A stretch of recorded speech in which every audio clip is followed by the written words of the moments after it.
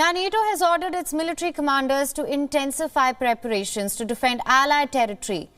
Now, putting hundreds of warplanes and ships on alert, agreeing to increase troop numbers in the eastern flank. Stoltenberg said that he had convened a virtual emergency summit of the alliance. The alliance was joined by leaders of Sweden, Finland, European Union institutions.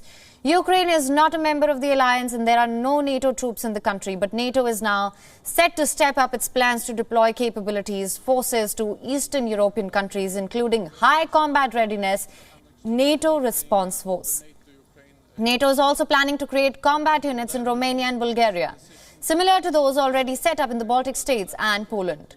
Now, this comes after NATO member states Poland, Estonia, Latvia, Lithuania triggered NATO Article 4. This now allows members to hold consultations when they feel their territorial integrity is under threat. The website says Article 4 has been invoked 6 times since the alliance was formed. However, Article 4 is separate from Article 5, that is NATO's declaration that an attack against one member is considered an attack against all. Some NATO members have also sent troops, aircrafts, warships to the Black Sea region. These troops are on high alert near Bulgaria, Romania and Turkey. The Pentagon has also put up to 8,500 troops on heightened alert, so they will be prepared to deploy if needed to reassure other allies.